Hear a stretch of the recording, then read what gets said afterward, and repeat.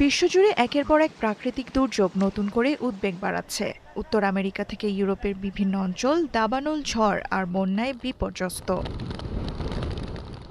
কানাডায় বর্তমানে সক্রিয় রয়েছে 850-র বেশি দাবানল। দেশটির কর্তৃপক্ষ বলছে অধিকাংশ আগুন এখনও নিয়ন্ত্রণের বাইরে। শুধু বৃহস্পতিবারই নতুন করে আরও 23টি দাবানলের সূত্রপাত হয়েছে।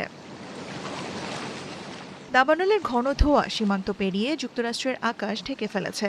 মিশিগান, মিনেসোটা, গ্রেট লেকস অঞ্চল এবং উত্তর পূর্বাঞ্চলের বিস্তীর্ণ এলাকায় বায়ুর মান বিপজ্জনক পর্যায়ে পৌঁছেছে। বাসিন্দাদের প্রয়োজন ছাড়া ঘরের বাইরে বের না হওয়ার পরামর্শ দিয়েছে যুক্তরাষ্ট্রের জাতীয় আবহাওয়া সংস্থা। এদিকে ইউরোপের স্পেনেও দাবানলের ভয়াবহতা বাড়ছে। এরই মধ্যে 4500 হেক্টরের বেশি এলাকা পুড়ে গেছে।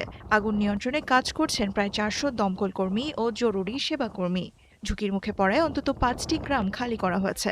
বন্ধ করে দেওয়া হয়েছে বিভিন্ন সড়ক। বিশেষজ্ঞরা বলছেন জলবায়ু পরিবর্তনের পাশাপাশি শুকনো গাছ থাকায় আগুন আরও দ্রুত ছড়িয়ে পড়ছে।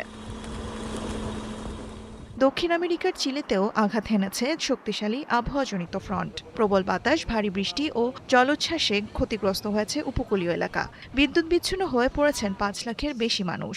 পরিস্থিতির কারণে 9টি অঞ্চলে শিক্ষা কার্যক্রম স্থগিত করা হয়েছে। ক্ষতিগ্রস্ত এলাকা থেকে বহু পরিবারকে সরিয়ে নেওয়া হয়েছে নিরাপদ আশ্রয়ে।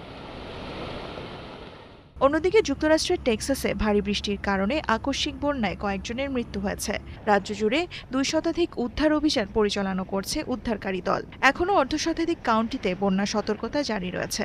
ভারী বৃষ্টি অব্যাহত থাকায় পরিস্থিতির আরও অবনতি হতে পারে বলে আশঙ্কা করা হচ্ছে। দেওয়ান মুবাশশিরা হোসেন, ৭১।